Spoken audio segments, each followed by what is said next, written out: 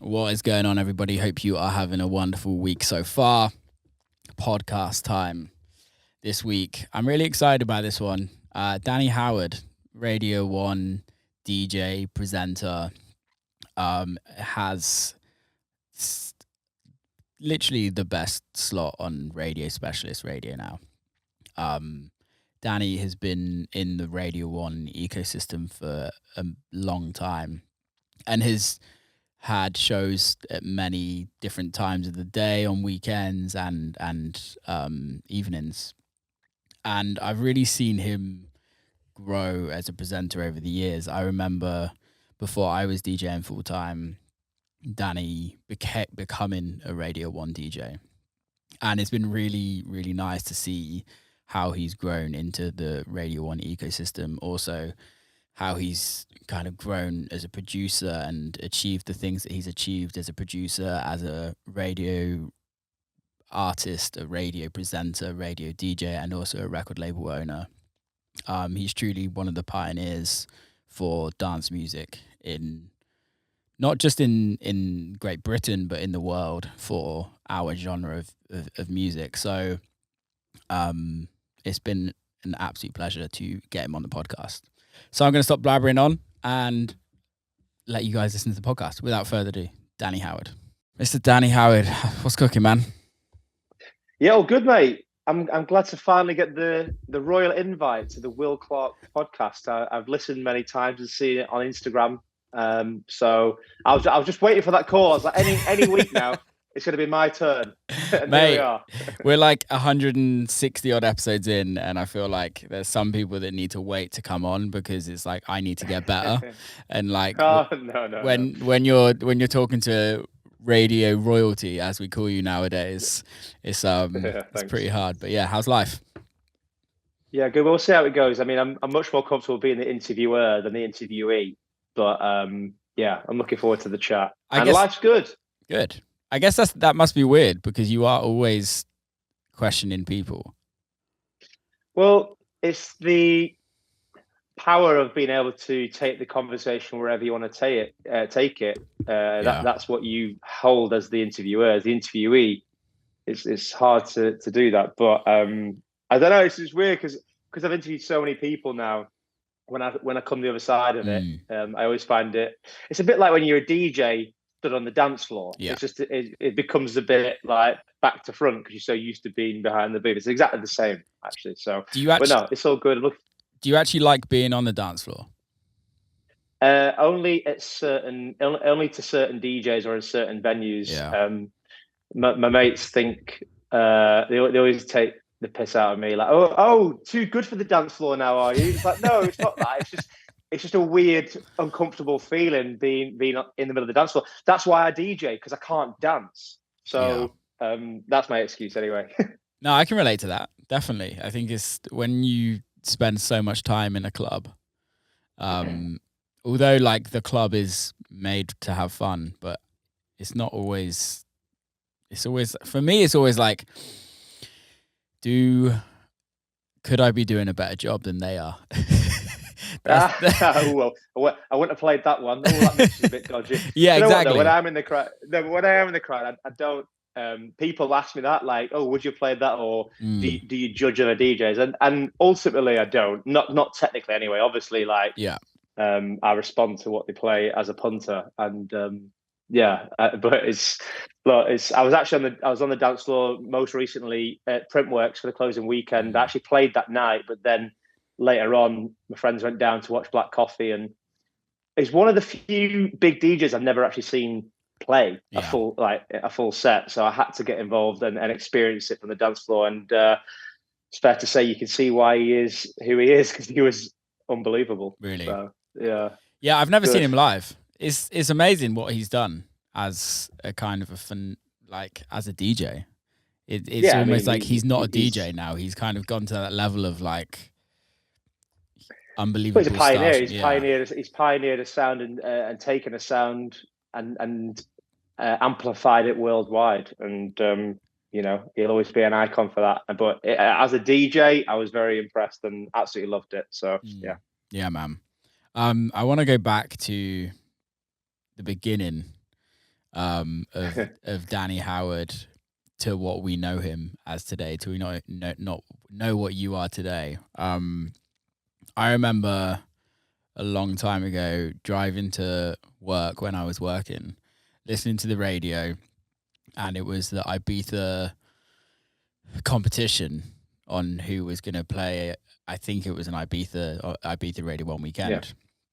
Yeah. And you were doing, you entered the competition, and you were clear, like, this is no disrespect to everybody else, but you were clearly like had a lot of knowledge about the industry then.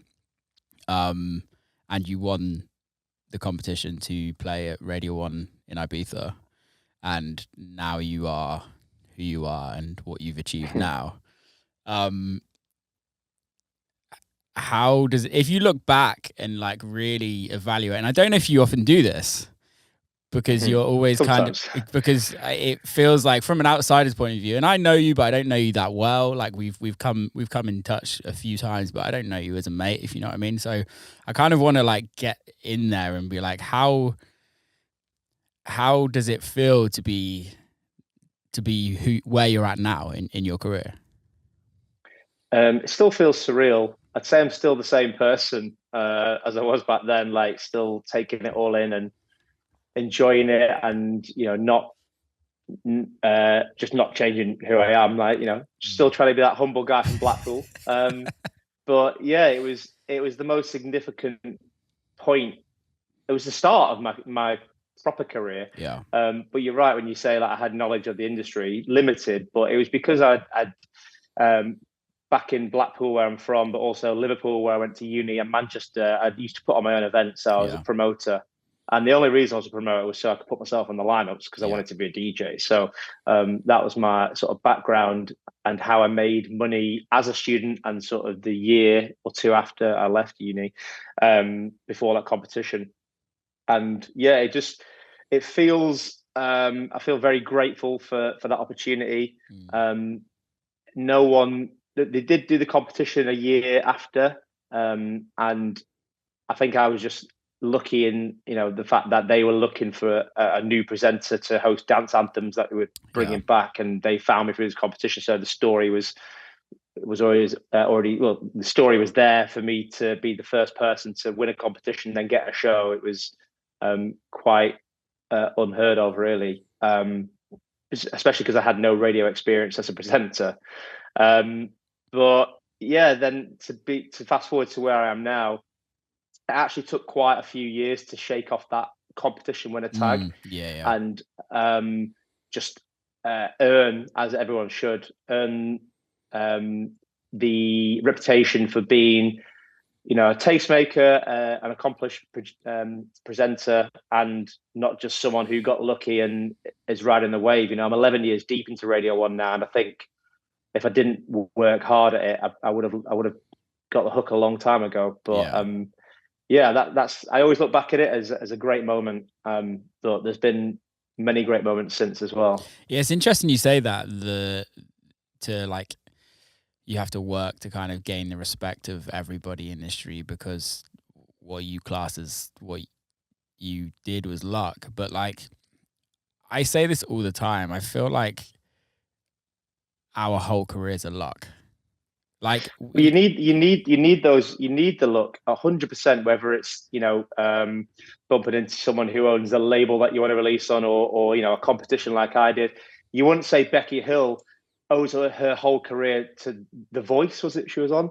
I mean, she's obviously accomplished so much more since, and become the mega pop star representing dance music that we know of today. And it's similar. We all need a breakthrough in some capacity, but you've got to be able to deliver when you do get the opportunity. Because I don't think the opportunities come up probably more than once. If they do, then good on you. But that was my big opportunity, and because of the nights that I put on, and because the DJing that I did, and really wanting it as well.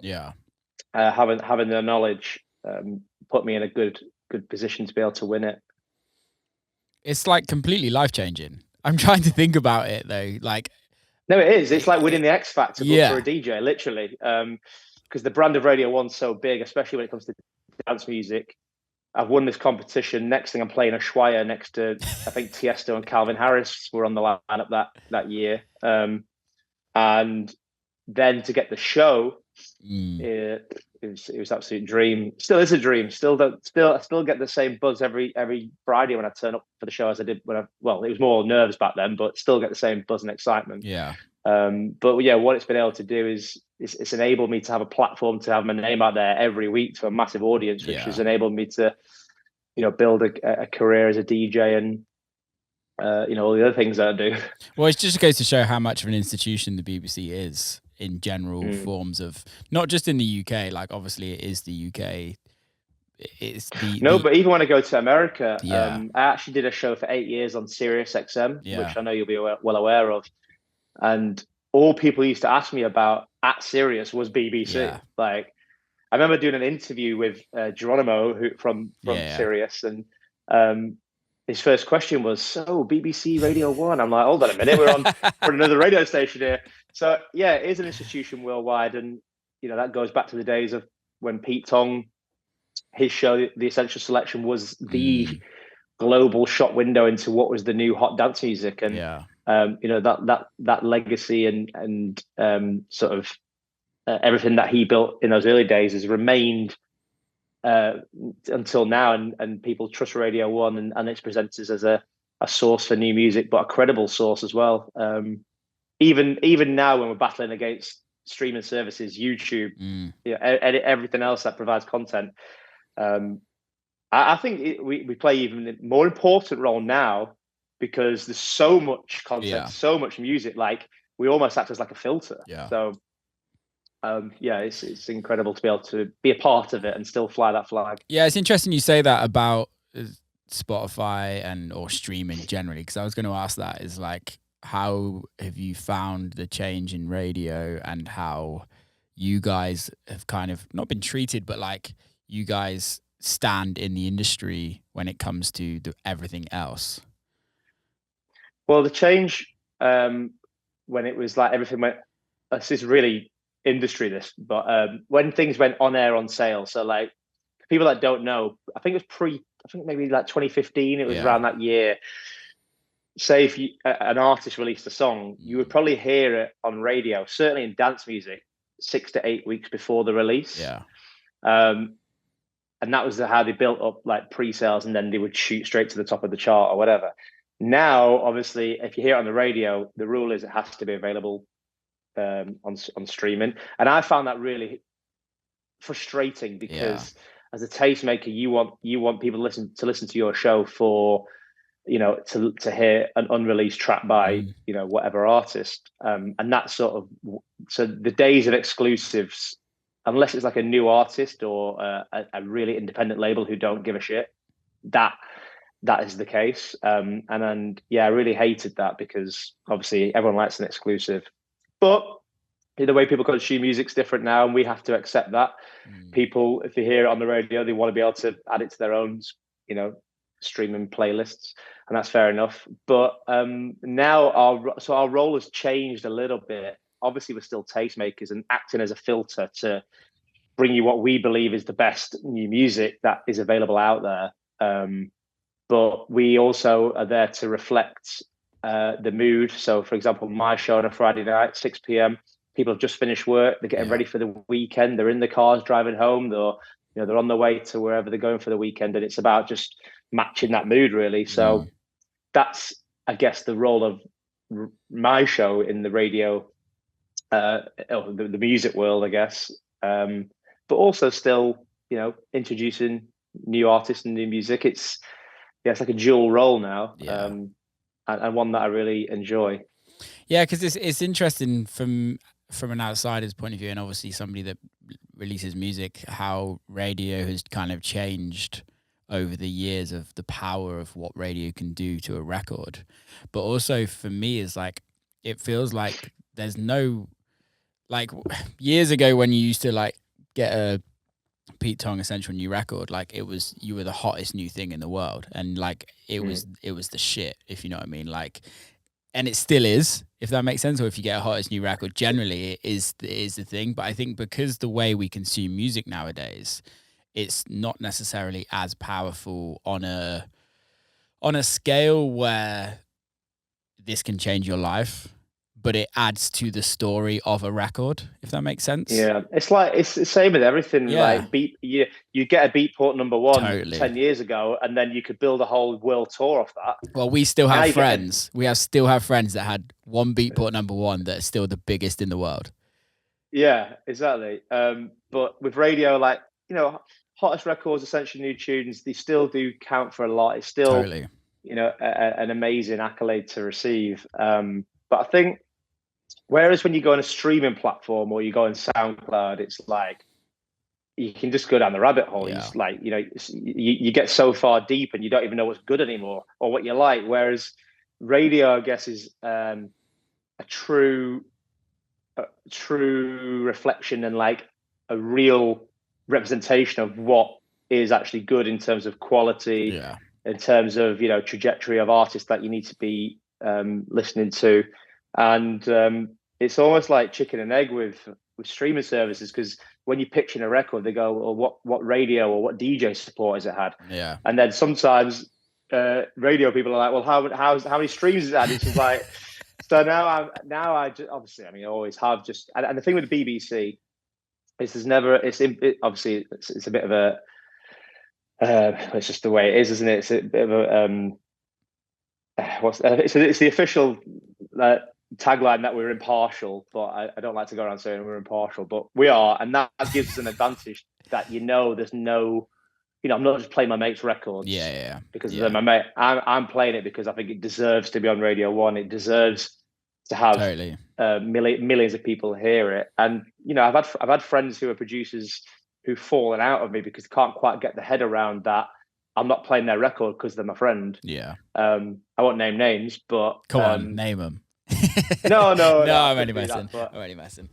Yeah, it's just, you know, I take it very seriously, the records that we play, and you know, it's the integrity and reputation that I've built over many years, that if people start realizing I'm only playing certain artists because they're my mates, or they can give me something in return, which, you know, I'm not saying happens elsewhere, but with the BBC, that you know what you're getting. And I think that's why when you do get a play on Radio 1, no matter what show, it still is a big thing. We still, you know, I still have 1 million listeners on my show alone. So imagine you get a play on daytime radio, that's, you know, multiple millions of listeners. It's and you know, I know on Spotify it's like, you know, this many million people listen to my record. I don't question it, but I don't think the impact of that many million listeners versus a radio million listeners, which I think is a bit more like, it's more engaged, more concentrated, can have a much bigger impact, especially when it comes to Shazams or you know, gigs and stuff. Well, you're 100% right, because the thing with I'm not just saying all streaming services, but I'm using Spotify, for example, because they give you more data than what the others do. But let's say, for instance, even for me, I have like 30,000 monthly listeners in London. Okay. I can't even get a show in London. Yeah. Like the numbers don't translate. No, not at all. So, but like, I can guarantee you, like, if I had a big record on Radio 1 that was constantly being played, I know that I'd be getting booked in the UK for that, if that makes sense. So I think there is a correlation with radio where, like, people are listening, and I think because of there's the DJs, the presenters like you guys, that it makes it way more personable rather than just an algorithmic playlist that you just put on in the background and just gather streams. No one is listening to. Even like at the gym, like my local gym back in the UK, that they play Radio 1 Dance, the dance radio station. And like there's a presenter on there. And like it's you listen and you kind of pay attention to what they're saying to you, and it feels way more personable than just a playlist going round and round in the background. Yeah, not everyone likes a presenter talking, but I think there are people out there who trust certain presenters, whether that be Pete Tong or, you know, my show or Sarah or whoever, or, you know, anyone, our friends at Kiss and Capital, like people have the favorites that they tune into, and that again, that's the difference with radio is a bit of personality thrown in there. And what you just said about it translating into gigs, the most recent example that everyone would know is LF System Afraid to Feel last year was a track that we really championed on Radio 1. But I remember them saying they weren't getting a look in at streaming services for the first few weeks. Until the Shazam started coming in, and then they had X amount of radio plays, and then you can see the momentum. Then they came on board. So, but because we were playing it, because the tune was reacting, obviously promoters started to take notice, and they started to get gigs, and so I guess this whole point of this section of the conversation is like, and obviously I'm going to say radio is important, but it's the case studies are there, the facts are there. Like, I think everything plays its part in the ecosystem of a music release and the journey of a music release and growing as an artist. But radio is still very important, and it can and it does certainly help artists grow and get more fans. It's also a massive ego stroke for the artist. Like, I don't care what anyone says. Like, I'm being completely honest.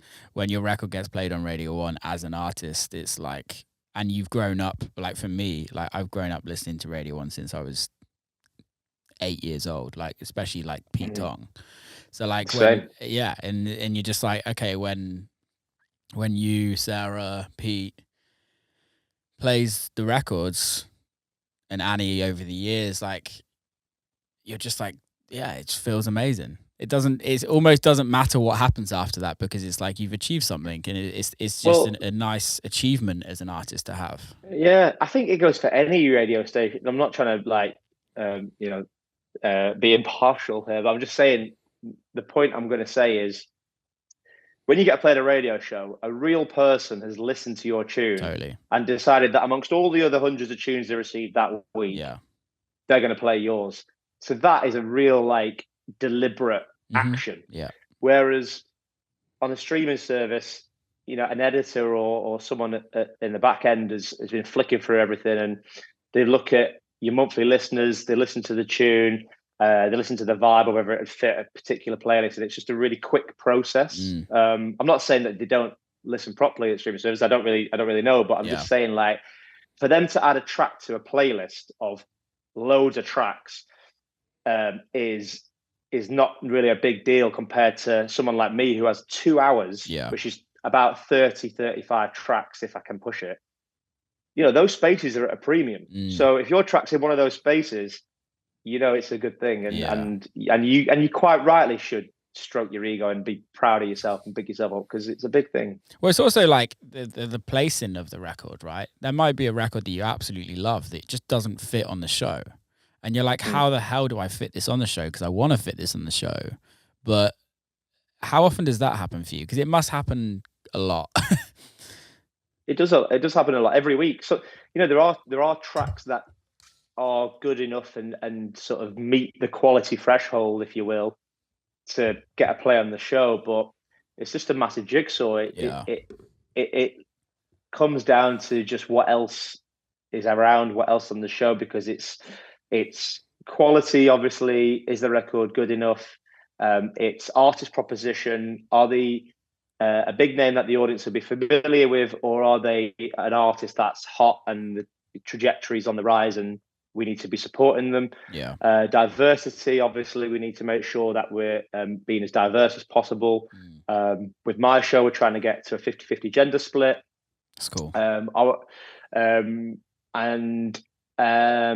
What's the other one? Oh, just vibe and texture, really, because on Dance Party we play, house, garage, drum and bass, and everything in between. So sometimes it's just a toss up between two house records for this particular slot, and unfortunately one misses out. Happens a lot with hottest records. I wish the labels would speak to each other, because some weeks we're scratching around for a hottest record, and other weeks we have 5 records that could all be hottest records, but only one can be. So it really, we talked earlier in this conversation about luck. It's the same when it comes to getting a play on radio. Totally. What's the process you go about for like programming a show? Because I know it's you and Jay, right? Jay, my producer, and Josh, who works on the show. Yeah, okay, cool. So the process is, in simple terms, if we go week by week, obviously sometimes labels send stuff up for like hottest records, and the guest that we book is usually done like a month in advance, and then like the actual music is on the weekly. So on a Monday and Tuesday, we'll listen to all the new music that comes in, and we'll put it in a folder that we then all listen to together on a Wednesday and decide what new tracks we definitely want to support. And we put them in a grid. Sorry, which is the show. Can I back up on the listening side of thing on a Wednesday? Are you literally listening to like every single record, or obviously not every single? Yeah, so we so on a Monday and Tuesday we listen individually. Yeah, that's where most of that's the most laborious bit and the most time consuming. So we do that individually, and anything that catches our ear we'll throw in to like the next phase of the filter, if you will, and then we either get together in Radio 1, or obviously sometimes we have to do it on Zoom depending on where I am, and we just we spend an hour, 90 minutes just going through the short list of new music basically, and decide as a team what goes in, and then we have a document of what we call recurrence, which is what it says on the tin, tunes that we've supported over recent weeks that we want to give repeat plays, and that grid of 2 hours fills up quite quickly. So that's the process. And then Thursday is the production side, making the sections of the show, which are pre-built in different sections. And then Friday I turn up and deliver the show live to, on air, which a lot of people just think I turn up with 2 USBs and plug in and just, talk. Wing it. So it's actually for that 1-2 hour show, it's a week-long process. Pretty intense process actually, which takes up the majority of my time. But look, it's a huge platform. It's a big show, and it needs a thorough process. Yeah, it must be actually nice to have a proper team around you as well, because I couldn't imagine doing that all by yourself as well. No, it is, because look, we all know how much music gets released a week. I can't remember the exact figure, but I know it's a lot. And there's tunes that I might miss that they flag, vice versa. Sometimes I might be not sure on a tune, and they'll go, well, maybe we should give it a try because of X, Y, and Z reason. And it really is just like a democratic process. Is that the word? So and that's why it works really well, and that's why the show has the impact it has, because it's every tune we play is well thought out, and it's there because it deserves to be. I feel like you've done every single show on BBC at some point in the specialist kind of realm, starting from and some of the daytime as well. When I first joined, I started doing dance anthems, which did that show for 5.5 years. But was it that long you did it for? Yeah, a long time. And then I got some depths, which is basically what we call when you cover a show. And it was for Greg James, who was on Drive Time at the time. And I was like, I've never done radio before. I've been here 3 months and they put me on Drive Time. And I remember doing it because obviously it was a big opportunity, quite naively. And I knew straight away it wasn't for me. I remember speaking to a boss saying, I know this sounds mad, but I really don't want to do Drive Time. And he was like, oh, what do you want to do? I said, well, ideally, I want to end up covering Pete Tong. I want to go down the specialist route. And that was a quick self-learning process of, just make sure you tell them what you actually want and don't just say yes to something because it's a big opportunity that might not be right for you.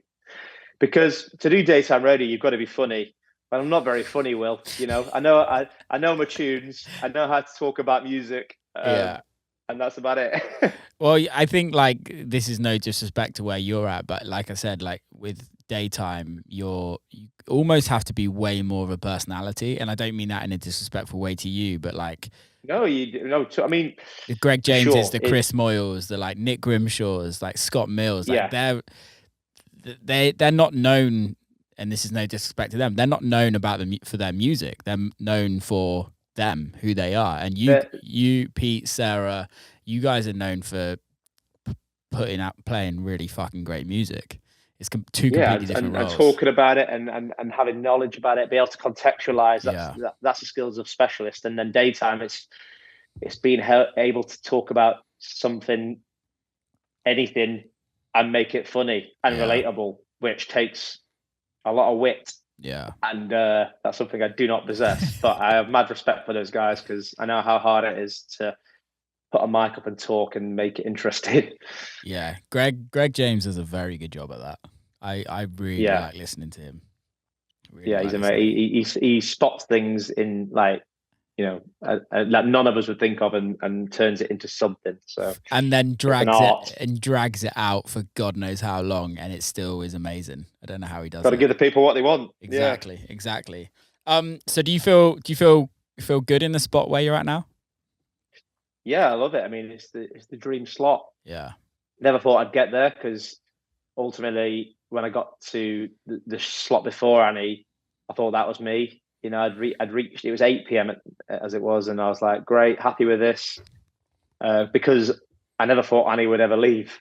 And then when I found out she did, obviously, my first thought was sad because, like you just said before, I remember listening to Annie driving to my Friday gigs. However many years ago, and I was a fan really, so it was sad. And then when I got the call to do that show, it was an absolute dream, and it still is. As I used to cover Annie when she was off, and I used to finish that show just like completely buzzing because you can feel how big it is by the amount of people that listen and message in. So now to have it every week is unbelievable. So yeah, I'll just keep doing it for as long as they want me. Love it. How long? Like, there must be. It must. This sounds really weird for me to say this, but radio must get in the way of gigging life and touring life. How does that affect it? Well, it's worth doing. So it's one of the biggest dance radio shows, certainly in the UK, maybe even the world. I don't know. In the world, 100%. It's worth sacrificing a Friday night gig. I can still DJ on Saturdays. Yeah. During the summer, I can still DJ in Ibiza on a Monday. Yeah. It doesn't really affect my DJ career. If anything, it elevates it because I get that huge platform to have my name out there. And I guess the main challenge that I face is growing a DJ career as a house DJ, which is what I play, and make sure people don't expect to hear what I always play on the radio, because not everything I play on the radio I play totally in my gigs, and vice versa. I play mainstream dance music across the board on radio, whereas in my gigs I'll play slightly more underground house. So but I think I've been doing it long enough now for people to recognize that. But I remember at first it was a bit of a tough one, especially if you're coming off dance anthems. That was it. There was certain promoters that wouldn't book me because they thought I was going to turn up and play Avicii.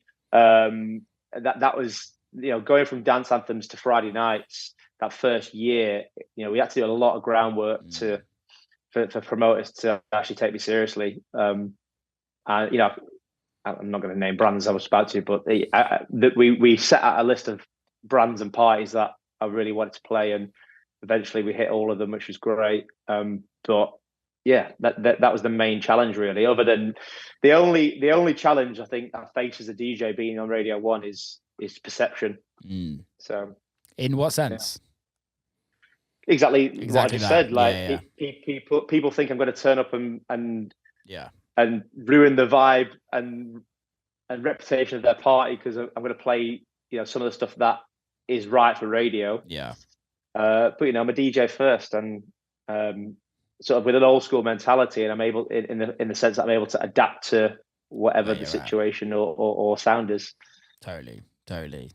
So it goes from Radio 1 to then obviously touring the world, and then when does the whole record label talk start to get involved with all of this? Because it surely must be something in the back of your mind for a while. What do you mean? Starting your own record label. When did it start?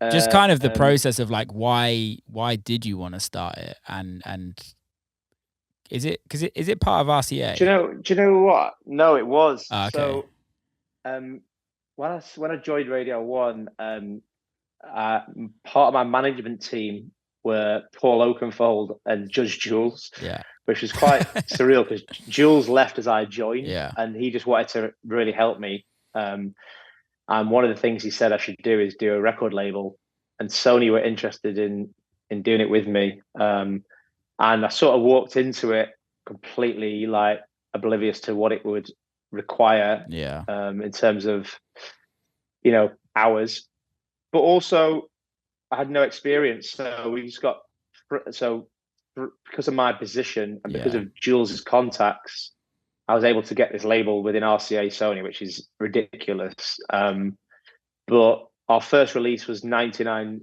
Souls, the Girl Is Mine, which I think got to number 3 in the official chart. So we were off to a flyer. That's crazy. I thought, this is great. this is easy.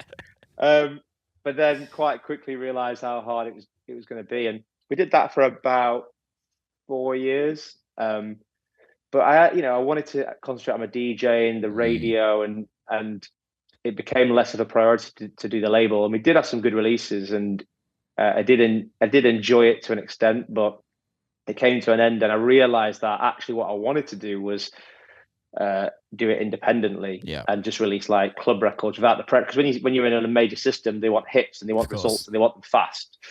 Whereas as an independent, you got much more creative control and freedom. And that's when I started Nothing Else Matters in 2019 as an independent. Linked up with the Tool Room guys, good friends with Mark, and they helped me with the background and the back end of it. And it's been really enjoyable to sign records that I can play on my sets and also sign new artists as well as established artists and not get asked questions. So yeah, it's good. It's just running a label, and also I can release my own records as well when I do eventually make them. But I think having a label, having an outlet is important, and something that I think every DJ should have if they want to do it, obviously. But so it's still going strong, and we've got some good releases this year. So we'll see. Sick, man. Yeah, I think a label is really important in general careers as well. I think there comes a point when there's a ceiling on somebody else's label that you can kind of reach. I don't know if you agree with me on that. But I think for me, it's mostly about branding and how do you want to brand yourself for the rest of your career. And I think on somebody else's label, you can't necessarily do that unless you're just fully in on that brand. I think if you're a new artist and you start your own label and only release your own tunes on your own label, it's going to take a very long time, unless you make a hit, to break through. Obviously, the benefit of releasing, I mean, it's an obvious statement to make, but the benefit of releasing on established labels is you get fast track to their audience that's already engaged. So I would recommend any new artist to still have your target labels and work towards releasing on them. And then when you eventually get your own fan base, that's when you're going to have more impact from releasing your own records. And that's what I did as well as a producer. That's exactly what I did. I remember I always actually wanted to release on Tool Room, and I had a release on their Shadow Child's label. Can't remember what else now, but just labels that wouldn't give me a look in before. All of a sudden, I kept working towards it, and that helped, especially the Tool Room releases. They're a great label, man. They do amazing stuff as a label generally. Them and Defected as independents. Yeah. Oh, wait, that was the other one, Defected, and I finally got my. That was about 5 years of demos. That one. But yeah, it's people don't realize the brutalness of trying to sign a record. And that is the problem of releasing other labels, because obviously first you've got to get them to like it, and then you've got to wait quite a lengthy period before you can slot into their release schedule. But look, it's when you get a Defected or a Tool Room or one of those labels, it's worth it. Yeah, I guess the amazing thing now with releasing music that I don't know if you necessarily had like 10 years ago, but you have the ability of it to do well without having a brand behind it to a certain extent. It's like everyone is way more accessible than it was 10 years ago. I feel like there was a lot more gatekeepers long ago, before streaming, before social media. You kind of needed that record label that kind of had the contacts, you had the radio pluggers, had all of that. Whereas now I feel like it's so much more easier to be an independent artist. Yeah, no, for sure. And did you nearly just fall off your chair? Yeah, because the dog was jumping up at me. What do you want? He wants attention. Been asleep. Yeah, no, for sure. I mean, but all I'm saying is, whilst it's great that there are label distribution deals and it's easy to set up your own labels, like still go for those hot creations or tricks, defecteds, whatever. So somewhere that's already got an audience to hear your music. Yeah, it's an absolute game changer. It can. Well, look what Patrick's done in the last 3 years with Trick. I know, but that's because he was ready to do it, which is why he was able to hit the ground running. Yeah, he'd already grown a fan base through hot creations. Yeah, he's absolutely taken over. It's amazing what they've done. Ibiza residencies. Yes, you've been playing in Ibiza for a long time. Did you start your residency last year, or at Amnesia? The Amnesia one, yeah. So my first residency, it wasn't a proper residency with my name above the door, but it was at Pasha in 2014 or 2015. Yeah, it was pure Pasha. It was Martin Solveig and Bob Sinclair headlining alternate weeks. Yeah. And I was the resident every week for 20 weeks. Damn. Just like in the warm-up slot. It was insane. An amazing club to play. So I did that for like 2-3 years. And then I went to sort of doing a bit of everything. And then last year, got a call from Neil at Amnesia asking if I wanted to host the club room, Gorgon and Sunny in the Terrace, and I could curate it. And that was really fun to curate. Booked a lot of new artists that had broken through during COVID. In fact, we gave a lot of artists their first Ibiza show, which was such a nice thing to be able to do. It's amazing for Amnesia to be your first Ibiza show as well as an artist. Yeah, it's pretty. Exactly. It's pretty amazing. This year, we're changing the structure.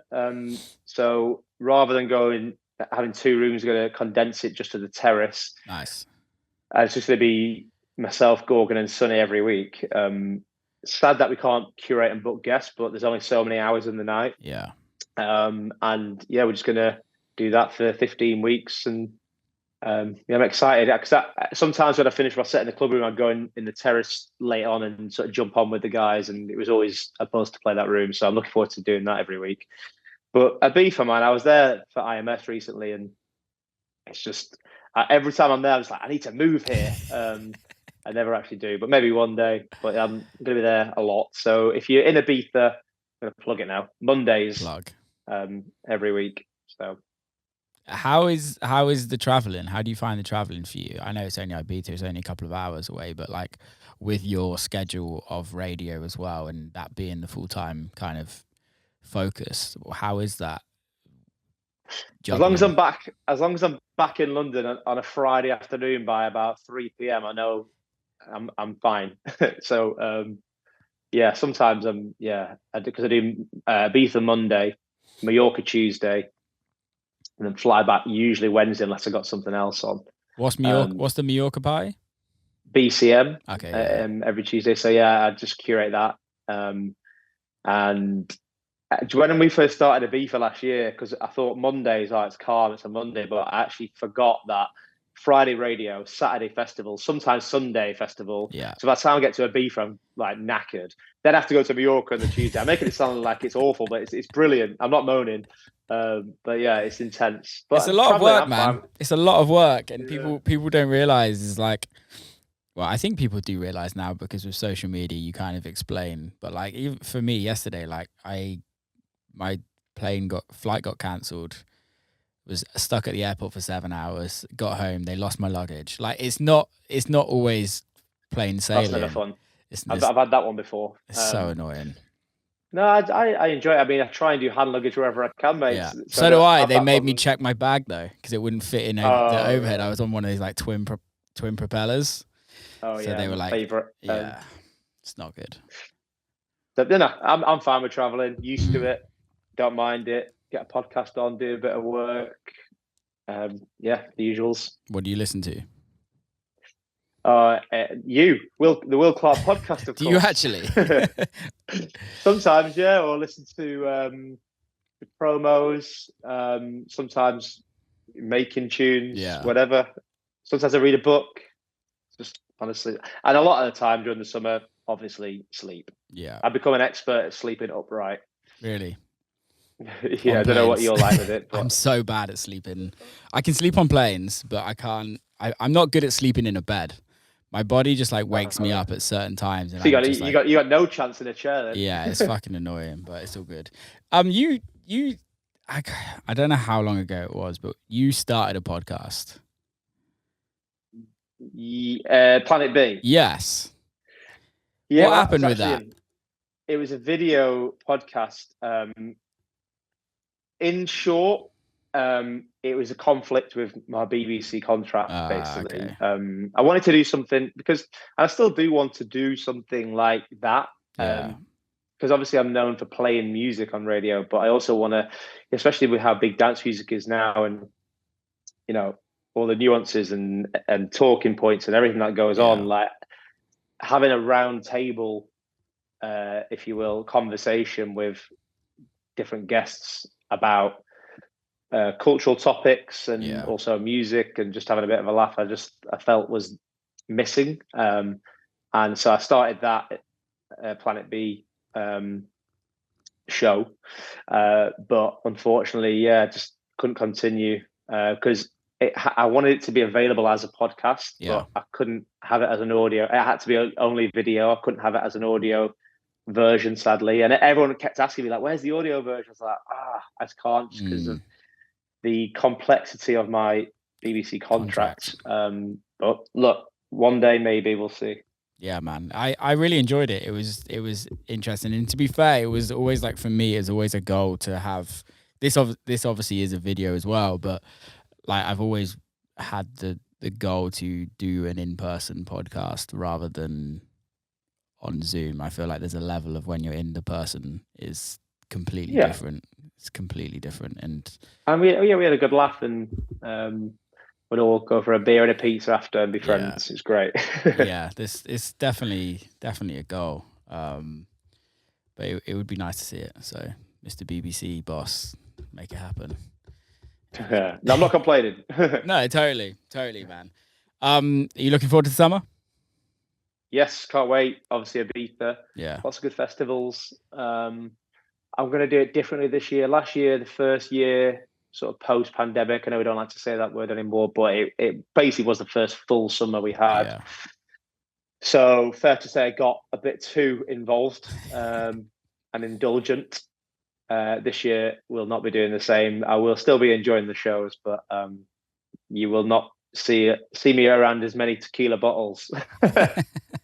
So looking forward to it. It's gonna be another good one. And it feels like everyone's ready for it. Like Ibiza I feel like the whole world's going to Ibiza this year. Yeah, it's come around quick. I feel like this is realistically the first time where everything is fully open in the world, which is weird to say because even last year, not everywhere was fully open to a certain extent. Yeah. And no, exactly. Yeah. So I think this year is going to be very. I remember last year even like there was a lot of my American friends that just lived in Ibiza all summer. So I think it's going to be more so that as well this year. I'm looking forward to it. It's going to be interesting to see what's on the island this year. Yeah, for sure. Are you going to be there? Yeah, I'm there 4 or 5 times I think this summer. Nice. So yeah, should be good. It's always nice to go out. It's weird because I used to live there, so it's weird going from. I did like seasons living out there and then stopped going for like a number of years, and then as a worker or as a DJ. Yeah, I was a resident out there. I had a residency for like 4 summers. Nice. When I was like 18. So yeah, it was kind of, but realistically, you're a worker, right? It was like I was a resident in Kenya and Orange Corner, so yeah, I know those places. Yeah, so it was like it's very different when you're going as a DJ or as you're a worker there, really. And I used to do Tom Brown that does the Mambo Studios. Yes, of course. Yes, I used to work with Tom and help him at the studios, and we used to do a bunch of other like radio stuff on the island. So like it's always like, but then when you go as a touring DJ, it's like completely different experience. Well, you don't really see much of it. No, you're just in and out. Are you based out of London? Yeah, in London. Been here 10 years now. Yeah. Everyone always is surprised. Everyone always says, "You're in London." I've been here 10 years. I think people just think I live up north. Still in Blackpool. Yeah, I mean, I did want to. My goal was not goal, but my plan was to always move back up there. But I don't know. I quite like it here now. Maybe I'll move to Ibiza once and for all at some point. We'll see. How would that work though with the radio? Well, I was thinking about doing it this year, but just fly back on a Friday, do the show, and then go back. Yeah, literally. It would be nice. Or try and persuade my boss to let me do it from Ibiza, but I don't think that would happen. Use the Mambo Studios and do it live or pre-record it. Yeah. Well, never pre-record. It's always live. So always live. Yeah. How does always that work? Live. Like, how does that work? Because with regards to like holidays and taking time off and things like that. I mean, I'm allowed holidays. I get 5 contractually a year, but I never really take them all because I hate having time off. I love doing the show, and I try my best not to have any Fridays off. Sometimes, I mean, last year I had to have quite a few because I had a backlog of weddings I had to go to. But this year nothing planned. I don't think to have off yet, but we'll see. The buzz of doing it live is like nothing else. It's as close as you're going to get as a DJ to playing to thousands of people, except you're talking to millions, but you can't see them. It's a really strange dynamic, but you just can't quite replicate the same energy pre-recording a Friday night show on a Tuesday morning. It's just not the same. So I just see the messages come in. It's like live interaction, knowing like what you're doing is having a positive effect or making someone feel good. It's there's no better feeling. Yeah, I can imagine the whole texting is interesting. Do you ever get? I know this is the most bait question ever, but is there ever times when you're nervous, or is there always butterflies at the start, or is it just like it's a walk in the park now? You're just so used to it. I'm pretty well practiced. So whereas I used to have like a big thick pile of papers with a script for everything I'm going to say, now I basically just have like one sheet of paper. So I don't really know what I'm going to say until I get to that link.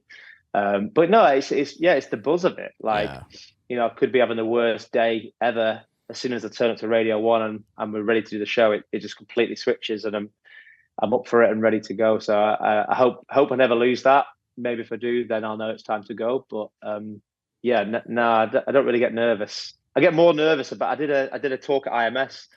To a room of about 30 people. I got more nervous for that than I do talking on the radio. It's different when you can see the faces. It is, isn't it? And I think it's like, I don't know. It's the same. People ask you it all the time with DJing, and when you're just so used to it, it's just like you're just used to it. So you just get on with it, and it is what it is. But when it's something that you don't do often, it's always a strange concept.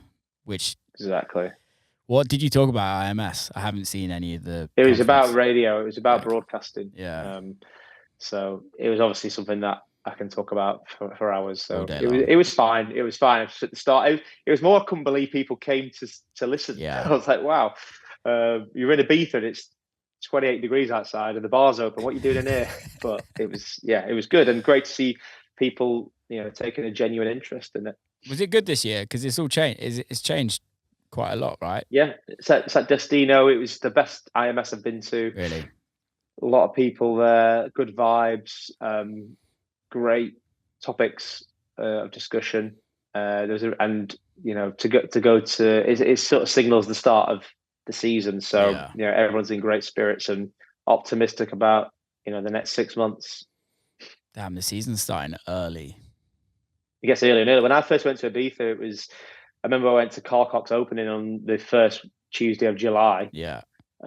Now, I mean, if he was still doing his residency, he'd probably open like now, wouldn't he? Yeah. May.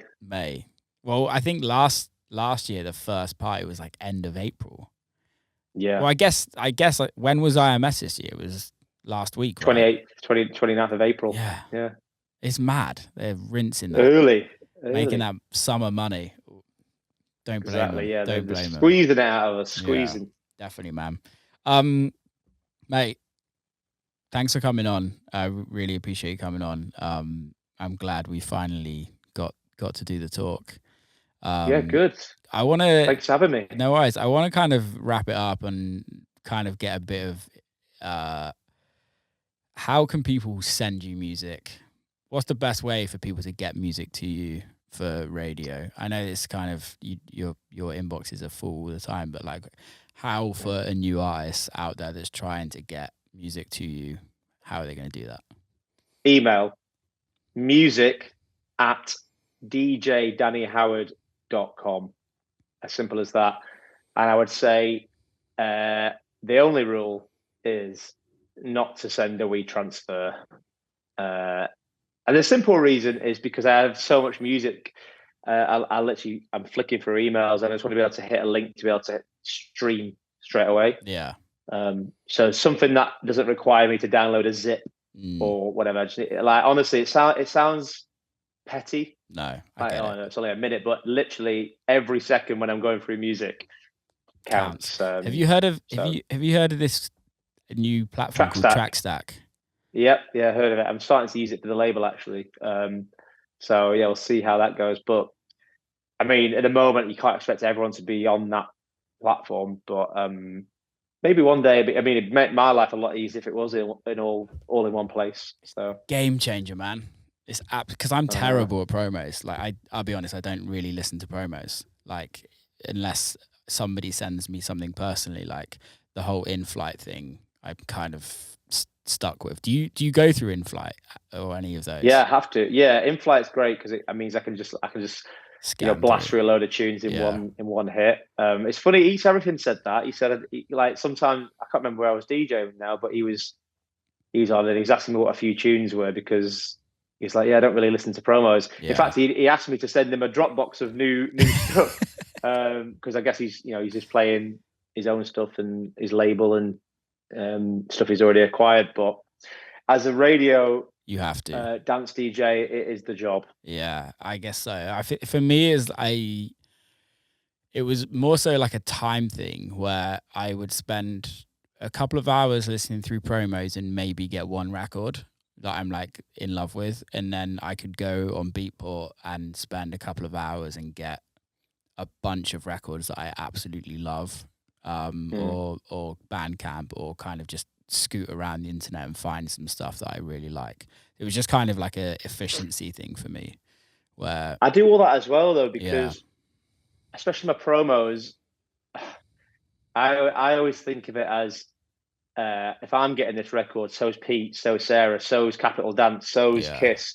Like we're all getting the same records, and I like to find little gems. So I'll always go on, have a look around. I'll spend a few hours a week dedicated to Bandcamp, SoundCloud, see what's popping. Beatport you just mentioned is actually my secret weapon because they have the pre-order function on there, which is a great way to obviously see what's coming. And not every label or artist can afford a promo company. Totally. So sometimes you can find new artists who've made a wicked track on Beatport pre-order. So I make sure I don't just rely on records coming in. I'll go out and seek, and also on social media, see what's popping, see what other DJs are playing. It's honestly, it's long, but when you find something, it's worth it. Well, I guess it's also your job. So it's like it is the job. It is the job of you have the one responsibility of bringing dance music to the nation of Great Britain and the rest of the world. My ears are always open. It's an impressive job. What's your relationship with radio pluggers? Good. Has to be, because ultimately their obviously one goal is to get you to play a record, but they sometimes are the gateway to getting big guests on for promo. Yeah. They're the ones that are having the conversations. You know, I do have personal relationships with a lot of the artists that we play, which is great, but pluggers are a very important cog in the wheel and in the process of getting records played, and also the act is quite a good reminding tool, because you know 2 weeks can pass by, you've forgotten about a record, and sometimes they just give you a little nudge. I fancy playing this again. You're like, oh yeah, that was a good record, and put it back in. Yeah, it's important to maintain healthy relationships with pluggers. Yeah. How I guess with going back to the LF System record, it doesn't happen often when everyone gets behind a record like that. In the sense of you, Pete, Sarah, and Daytime, or Dance Anthems, Daytime. Like, how does that start for an artist? Like, what kind of does that take to kind of get to that point? Special record, and more often than not, the artist doesn't even know it themselves. Totally. But it literally is just timing, having a special record, and that's pretty much it. Both of which is hard to create deliberately. So yeah, it's give yourself the best chance. I guess you just got to make sure. The one thing you could do is get as many other DJs playing it as possible. That's one way. Yeah. But even then, it's not always guaranteed, because you can definitely manipulate that. Look, a special record is a special record. It's always going to cut through. So I guess when you're making your music, you just got to have that in the back of your mind. Like, is this different to what's out there? Yeah. Does it sonically fit into what is current? Yeah. And if you can nail those two things, then you got a good chance. Do you guys look at like the response of the listeners as well? Of like, okay, when we've got a bunch of people texting in about this record when it comes in, or when you guys play it, is that like a factor of how long that gets played for? Not exclusively. Obviously helps. I mean, when a track is a hottest record, but then obviously the artist and the label know, and you know they could, if they wanted, just get all their mates to text in and make it seem like, which I'm sure does happen. But you can just tell. Ultimately, it comes down to, does it sound good on the show? Does it fit the vibe? And you know, we'll keep playing it. If it starts to pick up steam on Shazam, or we're getting feedback of other DJs playing it, or if other radio shows are playing it, then that gives us more motivation to have the confidence, that it works. Yeah. So that's there's multiple factors that go into whether we play a record again or not. Yeah, love that, man. Love that. So, right, let's wrap this up. Thank you so much for coming on, Great. man. I hope your summer is as good as it sounds it's going to be. Me too. Hopefully we can catch up in person at some point over the summer. I'm sure we will. Thank you so much for having me on. Peace, man. Keep safe. See you soon. Cheers, mate. Cheers, mate. And that is a wrap. Big loves to Danny for coming on. Hope you enjoyed it. If you did enjoy it, please share, please subscribe, please give us a review. Keeps the podcast going. Keep safe. See you next time.